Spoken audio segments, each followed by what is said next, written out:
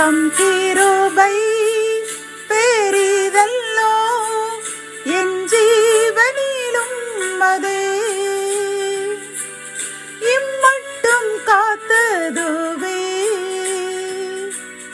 இன்னும் தேவை கிருபை தாருமே, இன்னும் தேவை கிருபை தாருமே. ஆண்டவரும் இரட்சகருமாகிய இயேசு கிறிஸ்துவின் இனிதான நாமத்தில் உங்கள் அனைவருக்கும் அன்பின் வாழ்த்துதலை கூறிக்கொள்கின்றேன். சேனைகளின் கர்த்தர் ஊழியத்தின் மூலம் 29/5/2024 இன்று நாம் அறியவிருக்கும் கிருபையின் வார்த்தைகள் ஏசாயா 66 அதிகாரம் 13 ஒருவனை அவன் தாய் தேற்றுவது போல் நான் உங்களை தேற்றுவேன், நீங்கள் எருசலேமிலே தேற்றப்படுவீர்கள். கத்தோலிக்க வேதாகமத்தில் நாம் பார்த்தோமானால், தாய் தன் பிள்ளையை தேற்றுவது போல் நான் உங்களை தேற்றுவேன், எருசலேமில் நீங்கள் தேற்றப்படுவீர்கள் என்கின்றார் ஆண்டவர்.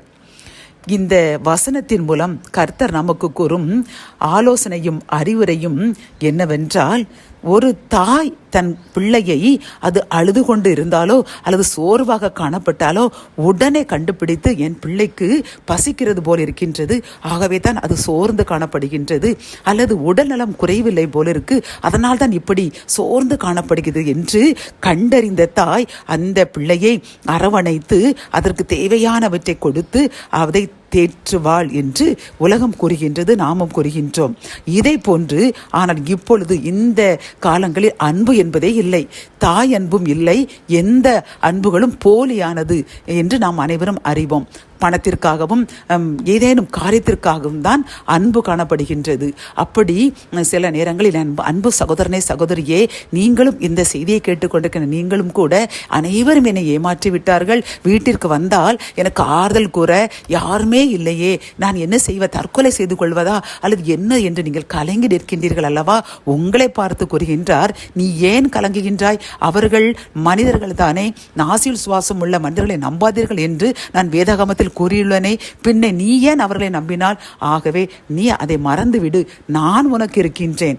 ஒரு தாய் எப்படி உன்னை தேற்றுவாளோ அதை விட அதிகமாக நான் உன்னை தேற்றுவேன், நீ எருசலேமில் தேற்றப்படுவாய். அப்படி என்றால் எருசலேம் என்றால் அதை தேவாலயம், அந்த தேவாலயத்தில் போய் நீ அமர்ந்திருந்து என்னுடன் பேசு, நான் உன்னுடன் பேசுவேன், உன்னோடு உன் வீட்டிற்கு வருவேன், உன் அருகில் அமர்வேன், உன் கண்ணீரை துடைப்பேன், உன் அருகில் உள்ள உன் இதயத்தில் காணப்படுகின்ற அந்த கவலையை நீக்கி பூரண சமாதானத்தை தருவேன் என்று கர்த்தர் இந்த வசனத்தின் மூலம் வாக்குரைக்கின்றார். ஆகவே என் அன்பு சகோதரனே சகோதரியே, ஏதோ ஒரு கவலை, ஏதோ ஒரு நஷ்டம், அதனால் உங்கள் குடும்பத்தில் அற்பமாக நினைக்கின்றார்கள். உன் கணவனோ உன் மனைவியோ உன் பிள்ளைகளோ உங்கள் பெற்றோர்களோ உங்களை அற்பமாக நினைத்து உங்களை எட்டி பார்க்க கூட அவர்கள் நாணுகின்றார்கள் என்று நீங்கள் கலங்கி நிற்கின்றீர்கள் அல்லவா?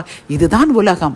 உலகம் நம்மை பகைத்து விடும். ஆகவே என் அன்பு சகோதரனே சகோதரியே, கலங்காதீர்கள். உங்கள் கலக்கம் இன்றோடு நீங்கி நீங்கள் ஆறுதல் அடைய போகின்றீர்கள்.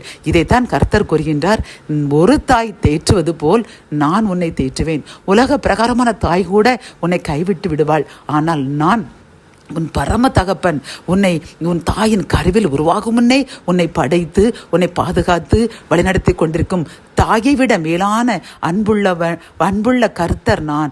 ஆகவே நீ என்னை நோக்கி எருசலேமில் தேற்றப்படுவீர்கள் என்றால் ஆலயத்திற்கு ஓடிப்போ.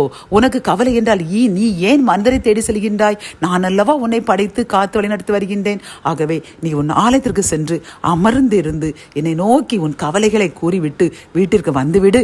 நான் உன் கூடே இருந்து உன் இருதயத்தை தேற்றி உன் கண்ணீரை துடைத்து உனக்கு என்றும் உள்ள சமாதானத்தை தருவேன் என்று வாக்கு கொடுக்கின்றார். ஆகவே அன்பு சகோதரனே சகோதரியே, நாம் அவமானப்படுத்தப்பட்டு நிந்திக்கப்பட்டு ஒதுக்கப்பட்டு காணப்படுகின்றோம் அல்லவா? ஏன் கவலைப்படுகின்றீர்கள்? தாயை விட அன்பு வைக்கின்ற கர்த்தர் நம்முடன் இருக்கின்றாரே. கண்ணீரை துடையுங்கள், எழுந்து உற்சாகமாக இருங்கள், கர்த்தரை மட்டுமே தேடி எருசலேம் என்று கூறப்படுகின்ற ஆலயத்திற்கு செல்லுங்கள், இறைவனுடன் பேசுங்கள். இன்றோடு உங்கள் துக்கம் மாறி உங்களை அற்பமாக நினைத்தவர்கள் உங்களை ஆச்சரியப்படுத்தப்பட அளவிற்கு கர்த்தர் எப்படி இவர்களுடன் இருக்கின்றார், நாம் தானே அதை உணராமல் இருந்துவிட்டோம் என்று உங்கள் அருகில் வருவார்கள்.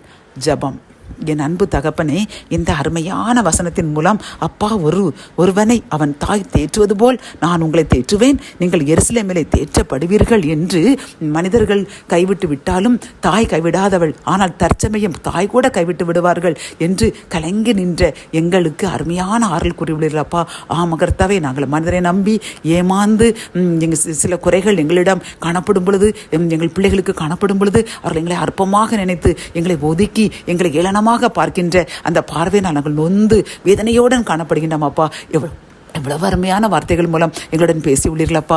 நாங்கள் இன்னி உங்கள் ஆலயத்தில் சென்று அங்கு நாங்கள் எங்களுடைய குறைகளை மூலம் கூறுவோம். நீங்கள் எங்களுடன் இருந்து எங்களுடைய கவலைகள் குறைகள் எல்லாம் நீக்கி எங்களை அற்பமாக எண்ணப்பட்ட அந்த மனிதர்கள் மத்தியில் உயர்த்தி எங்களுக்கு ஆசீர்வாதத்தை தந்து எங்களையும் எங்கள் பிள்ளைகளையும் நீங்கள் வர்த்திக்க பண்ணி அப்பா, அதன் மூலமாக எங்களுடன் நீங்கள் இருப்பதை நிறைவேற்ற போறதற்காக மற்ற எங்களை ஏராளமாக நினைத்தவர்கள் அதை கண்டு ஆச்சரியப்பட போகிறதற்காக நன்றி கூறுகின்றோம். மீட்பர் இயேசுவின் மூலம் ஜெபம் கேடும் நல்ல தகப்பனே, ஆமேன்.